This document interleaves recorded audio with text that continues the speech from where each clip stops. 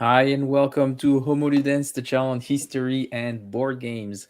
I'm very excited actually for this stream. I believe it's something that I've been discussing with a few people on Twitter for a while, and I never really managed to find the right time, the right people, and we just had a discussion with Scott.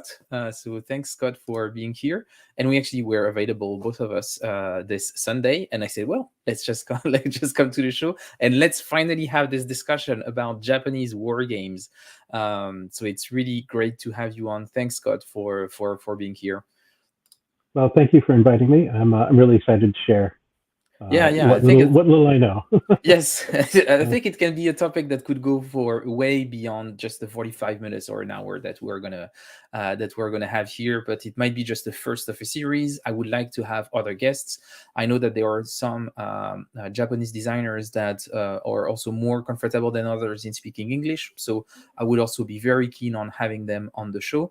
And I just want this one to for us to think about this one as a first maybe episode in a series about Japanese war games overall. And I think my personal encounter with Japanese war games was when I went to Japan for the first time, and I went to a game shop, and I realized that there were some Japanese specific magazines and publishers, and it was just discovering a new universe. But I think it would be maybe more interesting for us to start with you, Scott. Maybe for those of you who don't know who you are, maybe you should present yourself and provide a bit of war game design credentials so people understand So, who is this Scott guy that is on the channel. right. So, yeah, I'm Scott Muldoon. I've been involved in wargaming for about 40 years since I was in middle school when I first discovered them by looking at all the boxes of a hobby shop that was next to the barber shop where I used to get my hair cut. Um, so I was mostly just a player, and I dropped in and out of the wargaming hobby over the 80s and 90s. And then uh, what happened is in the 90s, I got involved with playtesting some games like the Napoleonic 20 series and some GMT stuff. Uh, and then they selected me to be the developer on Pax Baltica, which is a game that came from a Swedish company. And that was kind of my introduction to the behind the curtain part of the game hobby, where you get involved in The, with the illustrious people the infamous that make these pipeline things. of a GMT developer to GMT designer. This is because it's a Right. pyramidal system, like Yeah, it is. Well, playtester, developer, designer. yeah. So after that, I one so I'm part of a game group in New York City that's headed up by J.R. Tracy. And although we don't meet weekly anymore, that was like my lifeline to war games throughout the early 2000s, right up until the pandemic hit in 2020. So many years spent there. And another fellow who lives in Queens named Bill Turtislavich, we would ride the train home from the group together. He started telling me about this World War 2.0 project that he was working on. He wanted to try to capture the entirety of World War II Mm. in a single session game, and he had some really great ideas. And I gave him what little advice I could give him as a still relatively inexperienced developer. But we ended up talking about it so much that I joined his design team. We became co-designers, and that game eventually became Cataclysm: A Second World War, which was published by GMT Games in 2018. I think, yeah, Yes, I think it's let's say 2018. Yeah, 2018. Okay, yeah. it's a lot has happened since then. And we were a modest success for GMT, which is always very nice. Um, I think I it's think actually that it was. a very interesting game. So I've been playing it with Joe Dewhurst during the pandemic, and we had a lot of fun with it. It was a very sandboxy design, and we had a great fun playing it. I always thought that maybe I would like actually to feature it on the show at some point because I feel like it's like people don't talk that much about it, and I think it had a lot of interesting ideas. Mhm. And Yeah, I think it would be actually awesome to have you on to maybe to actually do a teach and play or something like this in the future. Yeah, And funny I that would love to do that. that would I be feel great. Yeah. Yeah, I feel like the design was challenging. Like we really tried to design from first principles and not borrow too much from other games, and to present our own views of how a game about the Second World War would go. Try not to rely too much on what had been done before, and that means that means you're gonna get people who are on board with you, ready to go the whole way with you, and then some people are just going to reject it out of hand. And Yeah. we found I felt like we found our audience, and so to that extent, I felt like it was a success. I mean, I think all artists are perfectionists, and there's obviously things we would like to have done better, but I'm very satisfied with what the game did. I wish it kind of had a bigger impact on the hobby at large in terms of discussing design approaches and stuff. And I think some Yeah. of that happened, but I was kind of hoping for more. But But I would love to talk about that sometime. then again, 2018 was not that long ago. Maybe some players will actually rediscover it. You might still inspire some designers in the future that might reference it. So maybe the impact that it has is still unforeseen. we don't know about that. True. So True. but yeah, I think Yeah, I don't want to put it to bed. Yeah, but we'll see about that. But it would be great to have you on and play it. And it's funny that you should mention G.R. Tracy because he recently joined the Discord server, the Homo Ludens Discord server. Cool. So he's one of the backers that he came with Nate, who's another, I guess, fellow New Yorker. So really two very experienced players. It's really great to have them in the server. It's a bit like we have like a more serious structured wargamers in our messy Discord server, which is always nice. I feel very fortunate that I am part of a group of gamers here in New York City that have literally been gaming together for a couple of decades now. And it's funny because most of them are in their 60s. There are a number in their 50s. I'm 54 and I still feel like a baby in the group. Like I've only been there for a little while, but it's been like almost 20 years. It's crazy. Yeah, you're still the newbie. Yeah. But they're all great. Everybody has their own quirks and tastes, and that's part of what makes it so great. It's a big group and it hangs together. So and no, Pierre, we weren't serious before. Now we're very serious, of course. And if you want to join our very serious Discord server, what I would recommend is that actually you donate on Ko-fi and you will get an automated invite. It's a good way to support the show, but also to join a growing community of more players on the younger side, I would say, than what you would find in the rest of the hobby. So please feel free to join, like youngsters like Scott, like in their 50s and stuff. No, of course we even have babies like the young Joe who's 12 years old or something like this. So yeah, please join us. But yeah, when did you come across for the first time with Japanese war games? So I was almost, I guess this is before we called them weebs. So I was kind of like a proto-weeb in high school. I really got into anime and, watching Robotech and stuff like that was released in English. And I started to teach myself Japanese language using this tiny little dictionary that I had. I didn't even really know how to read kanji or anything like that. And eventually I studied it more formally. And that's eventually how I got where I am. But I think, I'm not sure I can put a date on when I discovered Japanese war games, but definitely by the time that I visited Japan as part of my studies, I did a month homestay in Hokkaido, in Sapporo, and there was a Yellow Submarine there. And for those of you who don't know, Yellow Submarine is a big chain of gaming stores in Japan. It's amazing. It's amazing, right? They RPGs, Magic, all the card games, Pokemon. They had war games, they had magazines, everything. Somewhere around here, I think I have a Yellow Submarine meeple that they were giving to customers when you were doing a certain amount of purchase over there. It was one of my, a great token, like a souvenir. That it's really an amazing shop. So as an anime fan, I would try to find and pick up this magazine called Monthly Hobby Japan. And if you've done any kind of modeling, giant robot modeling, but also historical modeling, you probably recognize that. Nowadays it's a super sleek, gigantic magazine that's just full color photos everywhere. At the time, I was into giant robot animation like Mobile Suit Gundam. Zeta Gundam was just airing at that time, and a bunch of my friends were into it, and we built plastic models, all that stuff. But in the back, I'd see these ads for game companies and for game stores, and they had these board games of Gundam and also historical topics, although I wasn't as interested at that time. And I was like, oh my God, someday I wish I could get those, but it was super expensive. And like, where would you even find them in the United States? People into anime now have no idea what it was like in the 80s, where you had to go to a convention to pay $20 for a VHS copy of something that didn't have subtitles or anything. You had to buy or photocopy like a guide that told you the plot of the anime. it was So dire, right? as a So French person, I would say that I was very lucky because the Japanese culture in France has been part of our own popular culture for quite a long time now. We had translated anime on TV already in the 80s.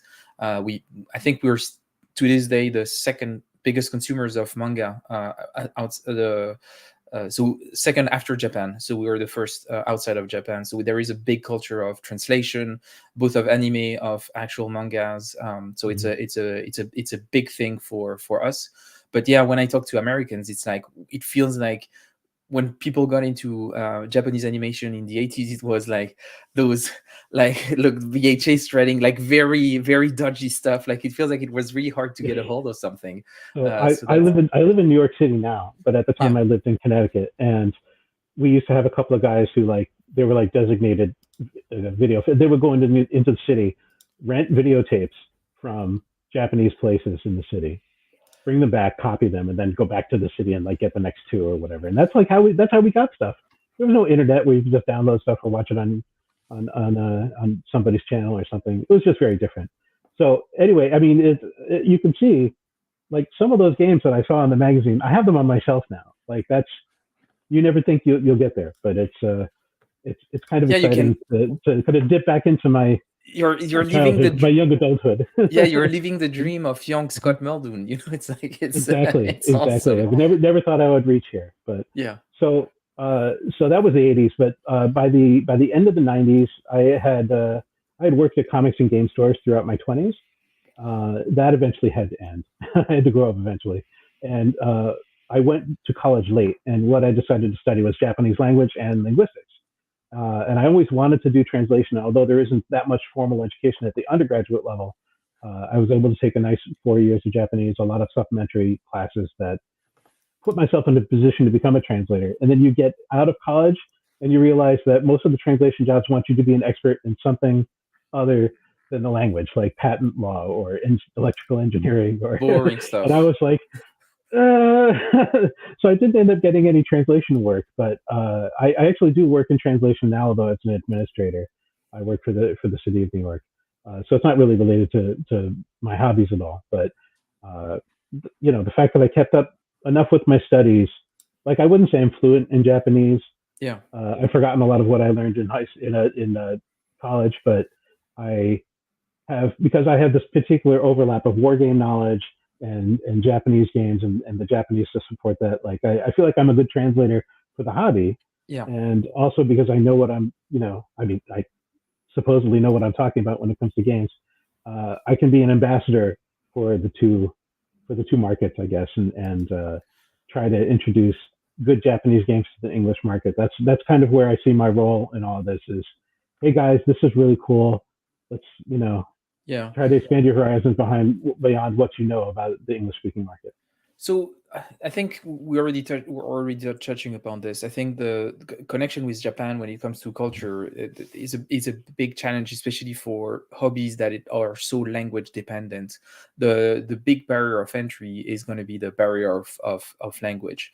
And so that means that in a lot of ways, the wargaming hobby in Japan feels somewhat isolated from our perspective. It's really hard to get Japanese game unless they are being translated by companies like MMP. VUCA is doing a lot of them right now. Nuts has been also doing some like the smaller games like 300 Port Arthur. Blitzkrieg is coming soon also.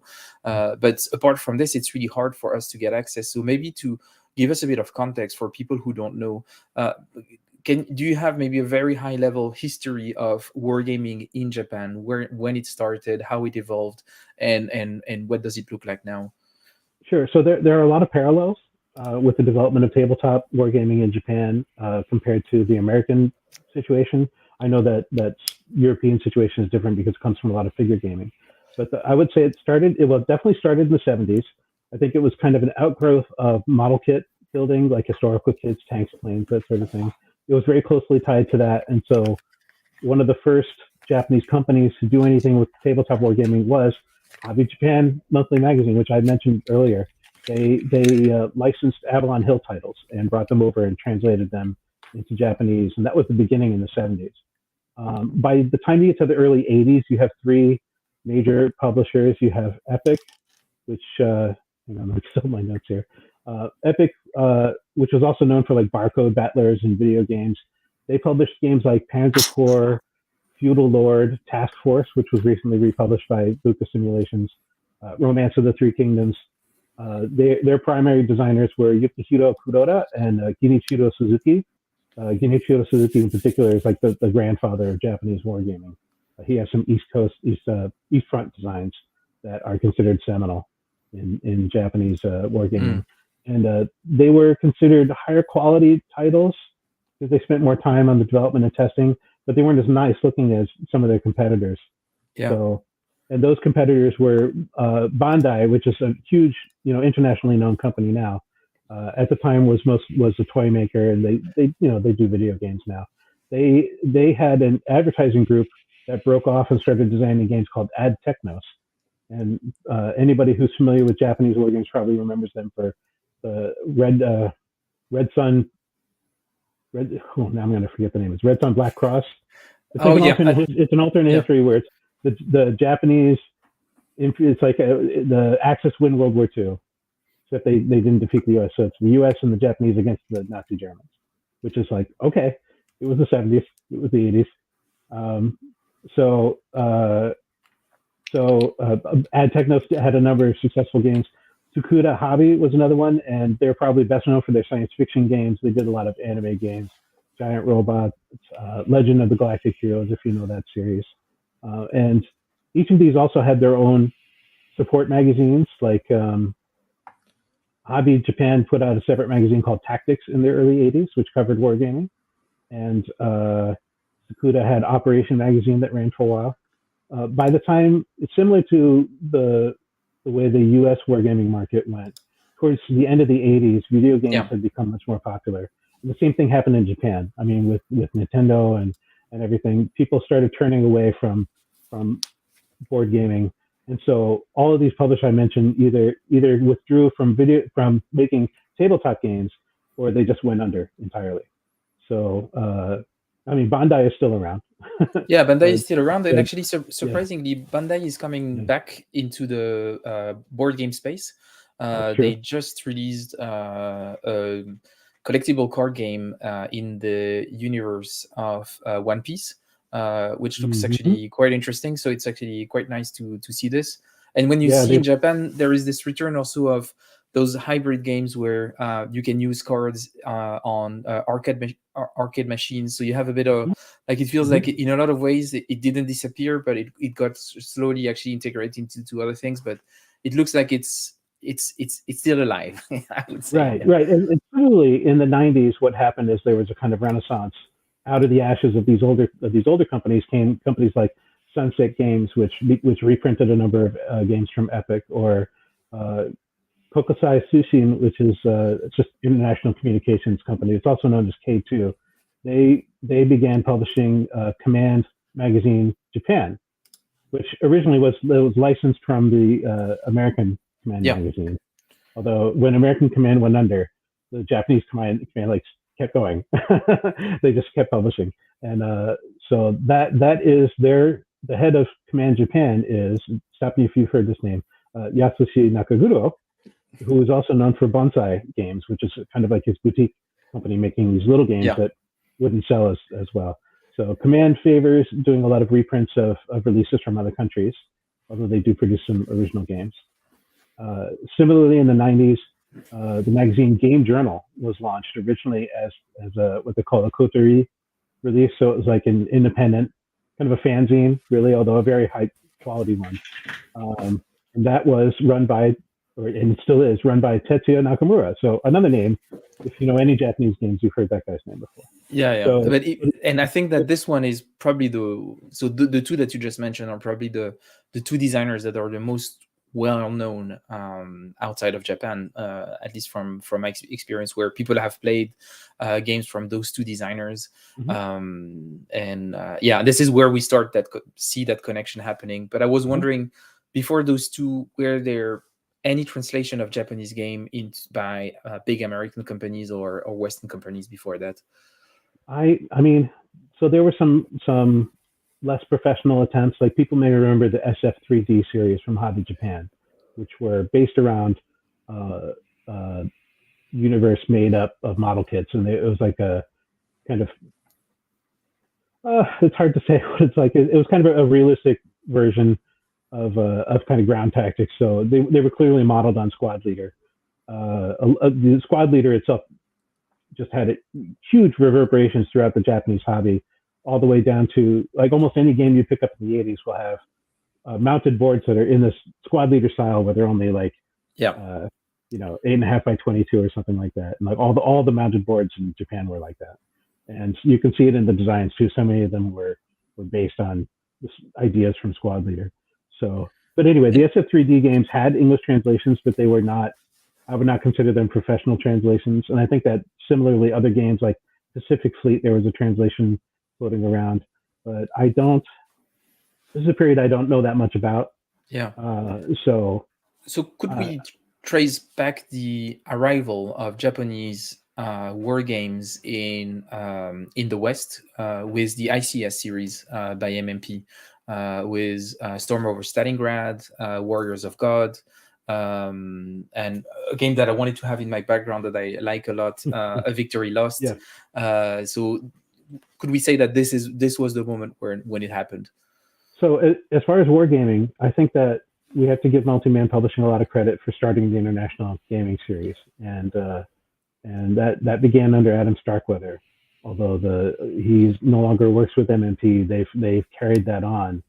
Even though it's the International Game Series, by far the most releases come from Japan, and they cultivated a relationship with both the publishers that we've talked about, and really wanted to find the best games that they made and introduce them to an English speaking audience. And for me, it's the first real concentrated effort by a publisher to just bring over the best of Japanese wargaming. And those were also quite successful. So it begs the question, why don't we see more of them now? Because I think that after the ICS, there was a bit of a dip. Like we haven't seen much Japanese war game being translated by big publishers like MMP for a while, and now it feels like it's coming back. So VUCA is doing quite a few. You were mentioning Task Force. You can see Traces of War behind me by Nakamura also, and there is a new VUCA that is from the same designer that is coming soon. I think it's in pre-order. I don't remember the name of the new one. I always forget, but Pierre always remembers. So Pierre, if you're in the chat, please remind me the name of the next one. But why don't you think that we've seen more? Because it feels, as you said, some of those, especially East Front games, are considered like classics that are considered really high quality, but we still struggle to get more Japanese games translated in English. Do you think there is a reason for that? Is it because it's just hard, or there is just not enough appetite? Well, I mean, I don't want to toot my own horn too much, but you have to have people who are dedicated to doing it. Like you just have to have people who have the interest and are willing to put their time into it, because ultimately, all the wargaming companies I've worked with, they don't have a lot of full-time staff, and the people who do the work are doing it for relatively pennies. They're not getting paid, so it's always our hobby is made up of labors of love. And I mean, that's part of what's great about it is you have dedicated people doing it, right? So I do know other translators who are happy to work Japanese to English, working on this kind of material. But I went out of my way to talk to publishers. My process starts with, that game looks cool. I want to play that game. And I translate it for myself, right? Like I put the time in because I want to play it. And I want to introduce it to people that play it in my group. And I've always gotten, pretty good results. But it's a different story to then go to a publisher and say, hey, look, I think that you could probably sell this game to an English-speaking market. And there is a barrier where a lot of the Japanese wargaming market, of course, focuses on their own history. Like it's completely to be expected that they'll want to cover the topics that are interesting to them as history. And that means medieval Japan, so the Sengoku period, but earlier periods too, or the Meiji Restoration. Periods that people in English-speaking countries don't know that well. They'll know some like basic samurai stuff, but they won't really know the history. And so it's not that those games are DOA when you try to bring them to an American market, but I think you have to you have to pitch it right. And you have to make sure Yeah. the game's accessible to those people and they're not drowning in names they don't know and history that they don't know. So, But I think there is also something changing the hobby in the sense that over the last couple of decades, you've seen more and more quite unique topics being brought up that are not necessarily mm-hmm. well known by an American audience, and they've Mm-hmm. been doing actually pretty well. I Mm-hmm. think there is also like the newer generation of wargamers are also very keen on playing something else than Battle of the Bulge, Stalingrad, and all of this kind of Well, stuff that are great. But I mean, we can play that's something me. else. Yeah. That's me 100%. It's not that I'll turn down a good like Bulge game or Normandy game or whatever, but I want to play in areas of history that I don't necessarily know that well, Yeah. And this and is I appreciate that. Go ahead. No, go ahead. Okay, I mean I appreciate that the Japanese market also, like, they play a lot with Chinese history. They'll do Romance of the Three Kingdoms. They'll do, it's not just Japan, but they'll do all of East Asia. You're more likely to see games on those periods, the spring and autumn period in Chinese history. You're more likely to see stuff like that from Japanese publishers. And it's not even that those topics can't be sold in America or English speaking world, but that it's more of a risk. Yeah. And I think that if you start with topics that people know, like Tetsuya Nakamura has all those East Front games, right? So is it going to be that hard to sell a Tetsuya Nakamura game that covers less well-known topics? I think that you have a foot in the door, and that makes it easier to do those, to bring those games over once the system or the designers know. Maybe we can hope that in the next 10 years we're going to have more diverse topics and more different games that are coming from Japan that are not just East Front games. And yeah. I guess this connects to, well, what I wanted to talk about also today, which is your specific role in bringing those games in. So what is the first published translation that you've had for a Japanese game? Glad you asked, he says as he tabs over to his list. You don't know, you don't remember. Well, so I was compiling this list. Scott. I was compiling this list, and I'm like, oh my God, I actually did work on a lot of stuff. Like, a lot of it was just released as fan material. Like, one of the first translations I released was for, I think it was an Epic game that was re-released under Santa called Verlorene Siege, or whoever the German would be said, the Lost Victories, right? So it's an East Front game. Yeah. And I think the first time I interacted with you on BGG was for your translation of Frederick the Great, the game that was later so it was a game journal game that then was published by VUCA Simulation. And I think for me, it was the first time that I saw your translation being adapted to actually physically published in a new version of the game. As it turns out, Multi-Man Publishing had licensed that game for publication, but then never got to it. Okay. For reasons I'm not privy to. So when VUCA Simulations ended up publishing that, they didn't use my translation. So sad. They commissioned their own translation, and of course, I have disagreements with how it was done. Everyone has the pride in their own work, and I thought my translation was better, but I think the game did well for them, and it was well received, and they did a beautiful job on the production. I have no real complaints about it. Yeah, they were really good in terms of production. They do great art. Just to be clear, they didn't steal any of my work. Like they commissioned a separate translation, right? And you ended up working with them afterwards, anyway. Yeah, exactly. I can get to that, but I think my first. Well, okay. So the first translation I completed for publication was Bear's Claw, which is a pair of East Front games that was designed by Masahiro Yamazaki, who's kind of a connoisseur of Eastern Front stuff.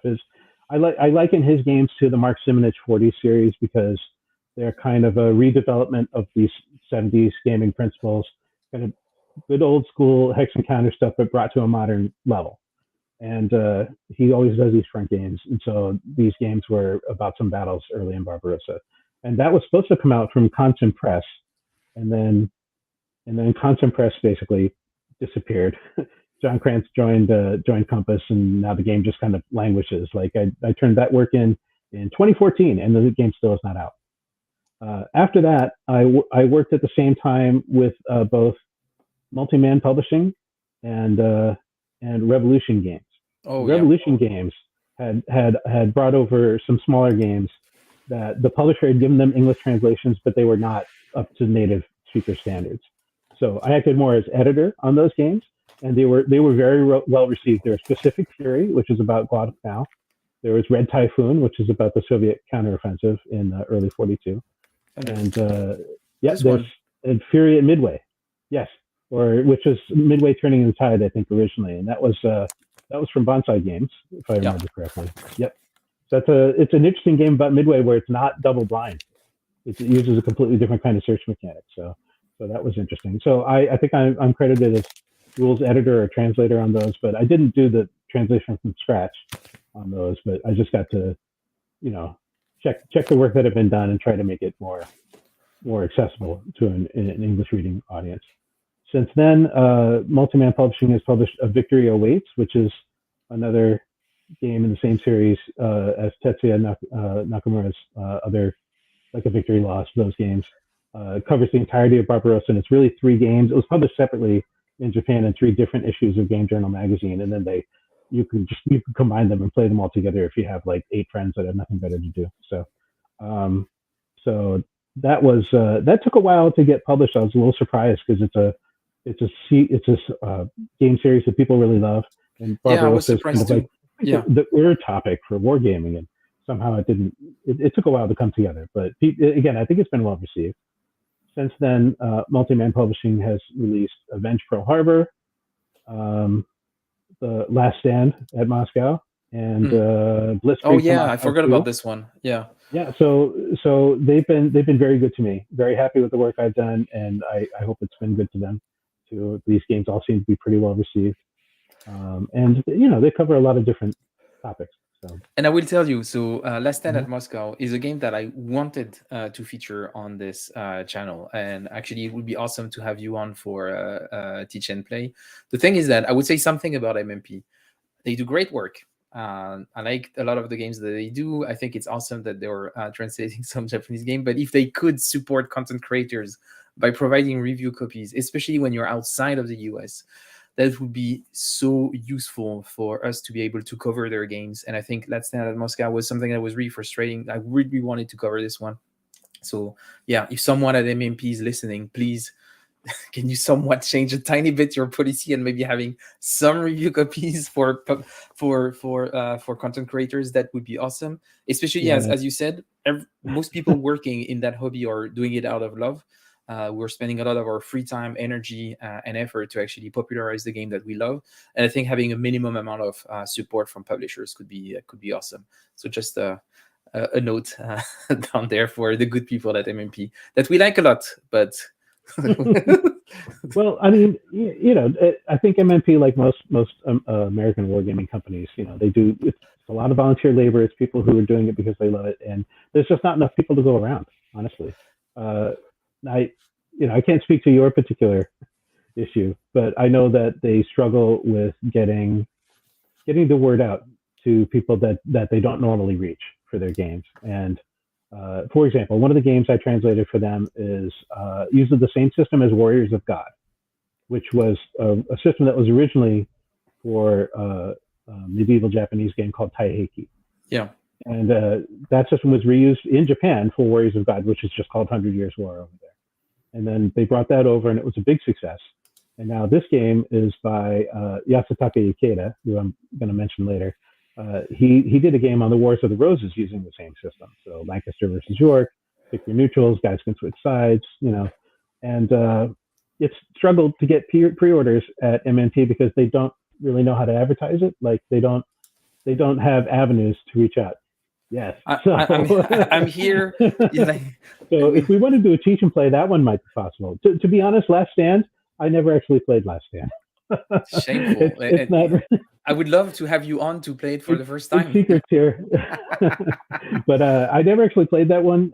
That was when it was just a translation job, and I was happy to do it. Like I don't have a problem working on games that don't inflame passion in me in the same way as others might. I knew somebody would love it, right? And it was what people wanted. I'm glad that game finally came out. It had a real troubled journey, which if you ever have like a Homo Ludens at night or something where you get people drunk and tell sad stories. I can give you the sad story for that one. So usually we do this during don't fire me, MMP. Yeah. Usually we do this during the series that we call the pajama streams, because the pajama streams are happening in the morning in Europe, and usually it's a very small audience. It's very niche. You mostly have the hardcore fans that are watching. Usually I'm half naked, so it's also 18 plus, and yet you say they don't get as many people. Yeah, surprisingly, I tried to open an OnlyFans to finance the channel. It didn't work out, but yeah. So if you want to join the pajama stream in the middle of the night for you, we could talk about horror stories. But yeah, maybe I have to decide how much of my bridges I want to burn. No one will know. No one will ever know. Maybe just to stay on that topic for one more second, Multiman Publishing has two other translations that I did for them. They're both in the Storm Over series, but they're not typical Storm Over games. They're theater-wide games. The first is Storm Over Pearl Harbor, which covers the entire Pacific War using the Storm Over system, which you wouldn't think it would work, but it actually works pretty well. It's pretty clever. It really it covers like land-based air and all that stuff. And then there's a companion game, which is Storm Over the Third Reich, and it's basically the entirety of European World War II in a Storm Over game. So both of those games are in development at MMP. They've been testing them. They might want to make a few little changes. These, I mean, as great as these games are, they are for the most part magazine games. The Japanese industry like really focuses around Game Journal magazine, Command magazine Japan, and even though Command doesn't do as many original games, almost every game in Game Journal is original or a reprint of an old Japanese game, and so they have short development cycles. Not every game's going to be perfect. Sure. They're so much better than the magazine games we get here usually, but you still got to actually run them through their paces to make sure that they don't fall apart after a few plays. So maybe those games are still with Multiman Publishing. I think that they have to figure out how they want to publish them, because a number of these games come out in their magazine. The question I have for you regarding those Japanese games, so you talked about the prevalence of magazines and the fact that most of the games are made for this, but generally, in your experience, how do you think that Japanese war games differ in terms of design philosophy, maybe mechanics? You talked a bit about also some of the themes, but what you would say are the big differences and what makes Japanese war games unique compared to the ones that we have in the West? So I think that Japanese wargaming is a big tent, much like wargaming is anywhere in the world. I follow certain people on Japanese wargamers on Twitter, and so I do get a window into what they play, and I see what they review in the magazines and what they like to play, and it really covers the gamut. You have, the most recent issue of Command Magazine Japan is a reprint of SPI's Battle of Nations. This is a game that's like almost 50 years old. But people are really enthusiastic about it. So you have a fandom there that really enjoys the old Hex Encounter games. I think the stuff that we tend to see is more challenging than that. Like the games that, for me, the games that I want to bring over and show off are the games that don't follow the usual patterns. So the chit pull system from Tetsuya Nakamura's games is unique and this might be emblematic of their design approach in general, but they take something that could be very complex and compress it down to a mechanic that some would say is designed for effect, but I think is usually better than that term usually implies. Like designed for effect is like, oh, we don't care how it actually feels to use. The important thing is you got the result you wanted. And I think that a lot of the Japanese wargame mechanics that they come up with are more representational than that. They're not simulationist in the level of detail, but you're not just like moving cubes from a box to another to represent command. They tend to be more interesting than that.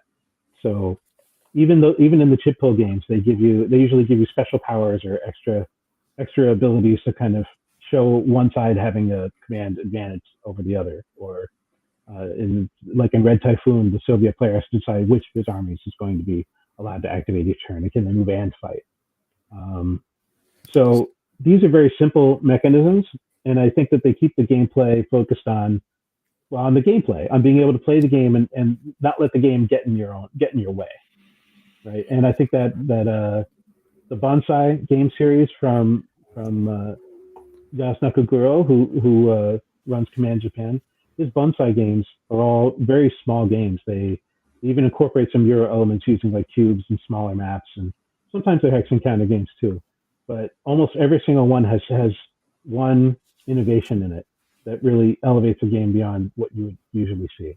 And I think that may be the other salient feature is that they're going to take what worked in the past and Yeah. find that one thing that they can add in that makes the game interesting. So the Storm Over series, for example, began as it grew out of the Storm Over Arnhem series Yeah. that was published four games, I think, came from Avalon Hill. You had a Normandy, Storm over Casino, Norman. Yeah. Stalingrad, of course, right?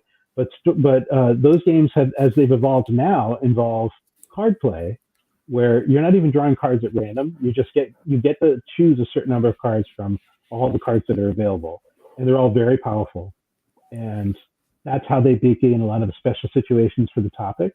And they almost always involve a game of like bluff and double bluff, where if he took that machine gun card, then I probably should play this in order to get him to use up his card, and then I can attack where I really wanted to attack. And it really adds something to just the usual mechanics. And so, they find that one thing to spice up what is an older system. Yeah, and it's interesting because in a way, have you played Traces of War? I've not played that one, but I'm familiar with it. Because I think what is interesting, back to what you were saying, like it feels like Nakamura took the framework that really worked really well for the other games of his series. But to your point, what he did is he's changed one small thing, which is the Germans can decide to add their chits at any point in the turn, and it sounds minor, but actually it changed completely the dynamic of how the Germans can react during the turn and shift the pool of the shits that you can have in there, and makes them way better at counter-attacking, reacting to what the Russians are doing. And it's like the framework is there, just the small elegant change in the design changes completely the dynamic of the gameplay. So I think it makes a lot of sense. I'm going to take a couple of questions from the chat here, and I can see that the chat is very active. So I want to say thank you everyone for being active in the chat. It's really fun to see your comments. Remember to subscribe to the channel, like this video. If you want to support the channel, you should find a Ko-fi link in the description where you can donate and join our Discord server if you wish to. We're going to start with a question from Stuart, because Stuart has been like on my back since he knew that you were going to come on the show to talk about this, and he's obsessed with Gundam, and he wants to know when can we get officially translated Hex and Counter Gundam games. And I'm like, okay, Stuart, that's not the topic, but let's talk about it. Yeah. I mean, I have no particular insight into this, except that the Gundam Hex and Counter games are from the early 80s, and unfortunately they suffer from kind of the worst excesses of that period, where the first games, especially, well, there's kind of an arc, but a number of those games were like, it was a full-time job to run just one robot. You had like, you think about BattleTech and all the like hit locations and everything like that. It was like that, but an order of magnitude worse. Plus, you had like a vector system for figuring out how you travel through space, and you allocated pilot points. Like, these games would basically be unplayable to an audience today. I think you had to be 16 and have no girlfriend to play these games in the 80s. And no computer, because computer, right? Yeah. So, I mean, I have a bunch of these games. A bunch of them are sitting right here, and they're kind of cool to look at as artifacts of their time. But most of them would be unplayable now. I do think there are a couple that might be salvageable. The problem with Gundam now is, of course, it's a gigantic international franchise. Like, it's like saying, how come there aren't any good Star Trek Hex and Counter games? Well, who's going to pay for that license? Like, there's no American war game publisher that could afford whatever Bandai would want for the license to publish those games. Yeah, that makes sense. And I wish it was different. But. A more personal question from Tim here, who's asking, have you gamed at the Metropolitan Wargamers, a space in Brooklyn? So for our American viewers on the East Coast, I don't know about that group, but yeah, do you know of it, and have you played there?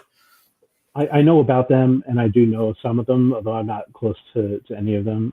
It looks like a great space. It doesn't seem like it would be that big a deal to go from where I live in Queens to Brooklyn, but it would be like an hour commute on the transit system. And it's just, I mean, I hate to say it, but being in J.R. Tracy's group makes it kind of not necessary for me to find every wargamer in the city. We really, uh, I don't want to say suffer. We really live in a blessed world where I can find almost anybody to play games I want to play, and I don't even have to go as far as Brooklyn. Like, Okay, fair enough. but that looks like a really cool club, and I'm not saying anything bad against them. I just don't know them that well.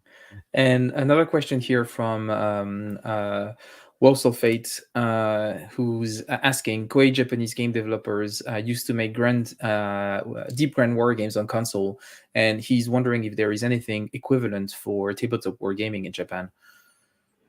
So that's a really interesting question, because that was another way I kind of got into Japanese wargaming, was good old Nobunaga's ambition on the old Nintendo. Right. They were also PC games. They did PC games on the Three Kingdoms, Romance of the Three Kingdoms. They even had one on Napoleonic Wars that was available for the Nintendo. And those were deep strategy games that used text and counter maps to fight out the battles. And they also had like some sim management type aspects where you had to run your provinces and make sure nobody starved, and repair things after floods and stuff. Those games were super cool. The closest that we get to tabletop equivalents to those games, there was a game called Feudal Lord, or Sengoku Daimyo in Japanese, and that came this close to being published by Multiman Publishing in English, but they struggled to get the pre-order number, and then the license was expired.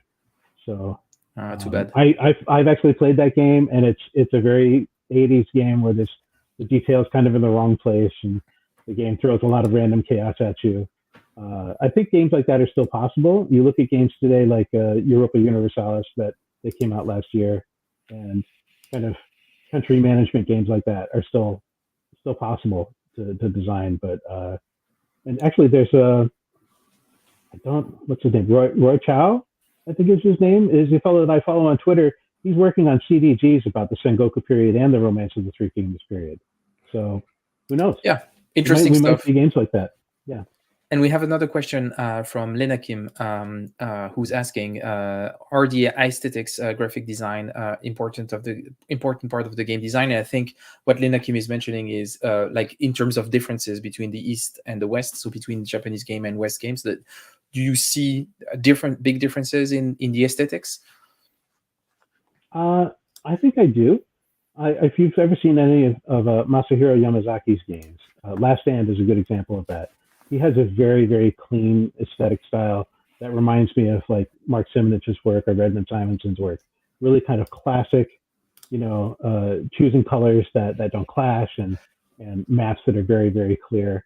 I think that that might be more reflective of the personalities of the people involved than any kind of Japanese cultural aesthetic. Like I'm not really interested in trying to paint with a broad brush about, the Japanese are more into Marie Kondo minimalism or whatever. I don't think that's necessarily true. Of course, their cultural approach is going to be different, but the individual approaches at least is important. I do find that not in every case, but in most cases, the graphics are very clean and clear. Maybe there's more of an emphasis on the accessibility of the interface, but it's not universal. Yeah. So regarding aesthetics, there is maybe one topic that I wanted to address is that it feels like in a lot of ways, sometimes Japanese are way more relaxed, to say it that way, when it comes to the representation of the Third Reich, for example. Some of the stuff, sometimes it can be in poor taste. I remember there was a deck building game about World War II. I don't have it, but people can find it online. Where actually a version was actually published in the West with actual historical pictures, but the version that existed in Japan was with, I don't know how to say, anime girls that were in bikini, and I was like, okay. There's some uncomfortable stuff that comes up. I think that similar to the hobby that we know in the English speaking world, there's people who have less than savory views on what happened in World War II and which side they were really on. Without naming any names, I think that the games that are being made in Japan today, all of them are being designed by people who didn't live through the war, right? Same as us. That generation has passed, and those people, nobody has direct involvement with what happened. And it is.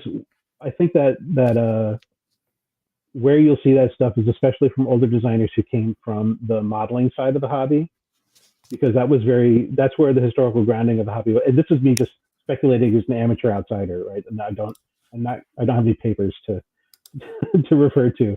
But to me, that the emphasis on like German hardware comes from building tank models and plane models, and that's the model building community around the world has that fascination, and it still applies today to a lesser extent, but it still applies. And so, but there's also like you're not going to see too many Japanese war games about the war with China during World War II. And if you think about it for a minute, why would they want to revisit that? Yeah, well, maybe they should. I mean, instead of removing it from history books and stuff like this, that's true. They don't seem to have a problem. Yeah, they don't seem to have a problem with fighting the Pacific War. Yeah, over and over again. And I have to say that the when Fire in the Sky came out, I don't know if it actually survived an English version, but the Japanese version talked about, the designer was like, I wanted to show people how dumb it was for Japan to attack America in the Pacific, because they just didn't have the resources to fight any kind of war after a few months against America. And it's like, cool. I'm glad that was a real statement to make about your own country's participation in the war. I mean, I also feel like American publishers could do more to talk about, problems in American history that aren't really represented. And Fire in the Sky got republished by Phalanx Games, so it got a new version after the MPP. I haven't seen that version, so I can't comment. Yeah, I still haven't played any of the two, so that's the thing. Regarding the aesthetics, there is also something that I wanted to talk about that makes me less uncomfortable, that is a bit more cute, but I think is also a good representation of sometimes how it can be a bit surprising what comes out of the wargaming scene in Japan. And how do I know exactly what you're going to pull up here? Yeah. So I have a couple of those. This is number 2. This is number 1. So that comes from an anime where young high school girls are piloting tanks and fighting against each other. And this one, so those are area strategy games with cards. So pretty interesting stuff. Unfortunately, I've never been able to play them. They are still unpunched because it is actually language dependent, unfortunately, but still very nice pieces of memorabilia for me. And I hope that one day I would be able to play them. But do you have some weird stuff? I actually was able to play the first game in that series. That was actually Hex Encounter with cards. And how was it? It's okay. It's very slavish to the depiction in the anime, where there's all sorts of shenanigans that happen. For you have in one episode they had a tank drive under an operational mouse tank so that it couldn't fire down, and they have like cards to replicate that in that scenario. So it's that kind of game. It's there to reproduce what you saw in the anime, but it's. On top of that, though, it's actually a pretty neat system. You use cards to activate the tanks to move or fire, and the game is actually very simple. But you're talking about the aesthetics and the depiction, and that's a good example because I don't think it's as clear cut. Clearly the show wants you to see a bunch of cute girls getting in tanks, and both of those things could be super problematic. But the show is very careful not to cross that line. It goes right up to it, but it doesn't really cross that line into crass exploitation. And everybody has their own line for that, but I think that they tried to at least be. Yeah, just to be clear, I think it's a nuanced conversation, and I think this is very different from the card game that I was mentioning before. Yeah, the card game is extremely exploitative, and I'll say it. Game Journal right now, the Game Journal magazine comes out every 3 months, and they have a section that's like 6 or 8 pages of manga that's introduces the game and gives you kind of an overview of the mechanics. And the title page of that manga every time is an incredibly scantily clad woman done up in kind of stereotype, like hardly wearing anything, but whatever they're wearing is going to be indicative of the culture that's participating in that game. So for Americans, it might be, cowboy outfit, but like open at the chest, or Japanese, they'll be wearing kimono, but it'll be open at the chest. Like it's exploitative. Like, we don't have to accept that. But it's, unfortunately, every culture has its issues, and certainly there's a lot of sexism, misogyny in the United States. And Oh, sure. I'm not going to defend that, but we don't I, have to excuse it if it's in another culture, right? yeah, Like, and just to be that's clear, as I far as think I can go. in the West, we do have our problems when it comes to war games. I won't get start that because it will just create a whole new stream of reaction. I already have That's been a whole to a few nother episode. shitstorms, so that's not to point any fingers, but I think it's important that we mention it. And maybe just to conclude, there are two things that I would like you to talk about. Maybe first is what are the upcoming games that you're working on right now, and then second. I will keep my second for after. Just what are the upcoming stuff from Okay. Scott that we can expect? Right. So I mentioned the two games from Multiman Publishing that are storm over games on the ETO and the PTO of World War II. I think those have been renamed to On to Japan and On to Berlin. They're not on pre-order yet, but I know that they're working on those games, and I think they just have to figure out do they want to combine them in one box. They'll figure it out. They've already paid for the license, so I hope they make something out of it. Let me look at my list here. So just a month ago, I was contracted to complete translations I had already done for myself on two new games in the Fierce Fight series. So you'll know these as the Chitpole games by Tetsuya Nakamura, like Traces of War and A Victory Lost. These two games came out together in Game Journal magazine just last year, and they are on Rommel's campaign in Tunisia. So it's Americans and British squeezing out Rommel in Tunisia, and also the first year of the Korean War with MacArthur. Ooh. So you have it's the North Korean invasion and then the counterattack. I want to play that. So I want to play that, Scott. I want to play it now. It's like, when is it coming? I completed those translations and I turned them into VUCA simulations, and they haven't made a formal announcement yet, but they said it's no problem for me to talk about them. I played each of those games once, and they were very cool. They're smaller games. They're like half map size games compared to bigger ones like Traces of War, but they were quite fun. And again, they were the same system, but there's always something going on that's new. There's some little piece that's new and innovative. Oh God, Scott, I'm so excited right now. So they have Japanese vassal modules for those, so we might be able to do something with that on the channel someday.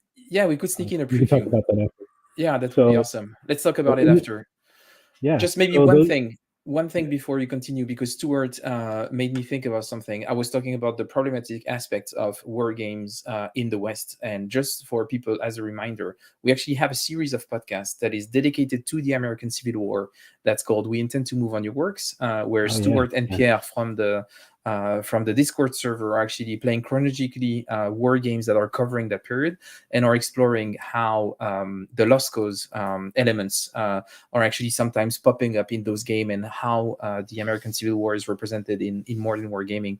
So if you want to also see what's problematic in our own space, I really recommend listening to this. It's a very interesting exploration, very thought-provoking. So definitely have a look out for it. We Intend to Move on Your Works. Anyway, back to Japan. I actually appreciate you and Stuart bringing that conversation up, because I think that's just not done enough in our hobby. And my piece of it has been to try to approach things in my own designs the way that I would want to, but I don't. I'll get involved in online discussions, but I probably haven't forefronted that enough in my own work. That's again another whole conversation. And the pushback is always extremely violent, but I think it's not a reason not to talk about this. So I'm really happy that you have to make a public stand against that stuff, or else it's just going to go on forever. And compared to the 70s, a lot of progress has been made, but more progress can be done. Yeah, sure. Well, if we don't believe that we can still do better, we just stop doing anything. I think it's And so just as a reminder, Wolf Sulfate is asking what's the name of the podcast. The podcast is called We Intend to Move on Your Works, and it's a Homo Ludens podcast. So if you look on Spotify for Homo Ludens, which you should find the We Intend to Move on Your Works series. Great stuff. Great. But and now just to round out the upcoming stuff, because I do want to make sure that people know Warriors of England is coming from Multi-Man Publishing. It's on their pre-order system right now. If you enjoyed Warriors of God, this is very similar system, but a little smaller. So it'll probably play a little faster than Warriors of God. You could easily finish in 2 hours. And it's the Wars of the Roses. You got everything that the Wars of the Roses has, is treachery and all that, and you're fighting over England, and the artwork is done. You can go see it on the pre-order page for Multi-Man Publishing. That was a translation I did. Very happy with how it came out. I just want to see. I just want it in my hand. So it's on you. It's on all of you to go and pre-order it so that I can get my copies that I'm buying. That's good to know, and it's interesting. So I'm not a big fan of Warriors of God. Just for the record, we actually have a podcast review of it because it was part of a club de jeu on our Discord server. So we played it together with a few people from the server, and then we did a collective review. A lot of people loved it on the server, but personally, I wasn't a big fan of it because I thought it could drag for what the game was. And I think it was a funny game. It had a lot of cool ideas, but it was a bit too big for its own for its own good. So if you tell me that it's same but more compact, and I'm interested in the topic, it's definitely something that I would have to look into. But so you were done with the upcoming projects, right? I think so. I just finished. The funny thing is, I do these translations because I want to play the games, and then I worry about selling them in English later. So I just finished a translation of a French Revolution game. It's a card game with auctions and stuff, and it's pretty cool. I want to play that. Yeah. So stop tempting me. Stop. I only just played it for the first time like a week ago. So it's brand new, but I haven't talked to any publishers yet. I'm not even sure who I would talk to get it out in English. I think a lot of the traditional wargaming publishers might balk at it, but maybe Nuts Publishing could be interested. So that's also something. Let's talk about it afterwards. Just to wrap up, one thing. So first, Stuart is asking, do you know who did the original design of Warriors of God? I think Yasutaka Ikeda, who happens to be the designer on the French Revolution game I just mentioned. It Perfect. doesn't say. Things are connecting. And finally, I would like to ask you a question, maybe to conclude this really awesome discussion that I think is not going to be the last, because I think we opened a lot of doors, but yeah. The one that I'm interested, the last one that I have for you is, what is a game that you really love, a Japanese war game, and that you would dream to see published by a Western publisher? That's a really, really good question. I never do well with these like choose your best or favorite because I love too many things. I love too many. Well, you can pick one now, and you can. I'm going to pick one now, and pick another one for the future. I'll pick one now. Rise of Blitzkrieg was a game that came out in the Bonsai Games. It's coming by Nuts. I think probably next year Nuts will be publishing it. It's in lineup for. I hope so. It's lined up. They're working on the art. They've done the translation, so you won't have to wait long for this one. Rise of Blitzkrieg should be the third one in their series after. I just want to talk that game up because it's, first of all, I'm always fascinated by the campaign in France in 1940 because it's so badly gamed. It's so badly represented by games because they always just make the Germans really strong and then the French fold, and it's like you didn't learn anything. And I think Rise of Blitzkrieg is one of the few games. I'm not saying no other game does this, but it's one of the few games that really captures why the French were unable to defend their own country at that time, even though they had superior material and actually outnumbered the Germans. And it's mostly a command failure and a morale failure, and those are the things that are shown in the game. Just the Germans just get inside their command loop, and so there's so few games that I think attack it from that angle. And Rise of Blitzkrieg it's a small game. The map is something like 15 spaces. It's another one of those games where you choose your cards and you have to choose them carefully, and then you play them out over the course of a turn in a very interactive sequence. And there's room for surprises, and the German plans are secret at the start of the game, but the French know like one of the plans is not. So there's a lot of bluff and intelligence, and it's just an aspect of the campaign that you almost never see. Yeah. So, and it's like a 90-minute, 2-hour game. This is, for me, that's like the epitome of these Japanese games, is they really get at the heart of the subject. They leave out all the fluff that you don't need, and you have a chance of actually learning something. Great. But it was really awesome to have you on, Scott. And yes, Wolves of It, we will keep you posted on what's coming up next. I'm pretty sure that Scott will be back on the show. We have a few games to play now, so you'll be back. You tried to contain me. You're only partially successful. Yeah. We well, I was aiming for 45, 50 minutes. We were only at 1 hour 5, so we didn't go too much overboard. But I think it's pretty clear that you need to come back. We need to play some games and keep up the discussion Mhm. on Japanese war games. But I can see that there was actually quite a good reaction to it, so that's also very nice to see in the chat. We will keep on talking about those things, and if you want this to happen, well, you know what to do: subscribe, like, support the channel as you can, talk about it on Twitter, BGG, Facebook, and all those things, and that would be great. I would like to thank everyone that was in the chat. It was a very lively chat. It was really fun. A lot of really good questions. So that was really awesome. And yeah, we will have Scott again. And Scott, I would like to thank you for taking the time to talk about this fascinating topic of Japanese war games. And yeah, I really, I really want to play that French Revolution game now. And there's too many things that we need to play, but that's gonna be really cool. We'll definitely talk about that. I want to thank you for having me on your channel. I love to talk, as exhibited by my rambling on here. And I'd love to come back and pursue any of the strands that we brought up here. And I'll do my best to go back to the comments and answer everything that I can. So. Okay, great. But it was awesome. Thanks, everyone. Have a great evening. And Scott, speak to you very soon. Goodbye, everyone.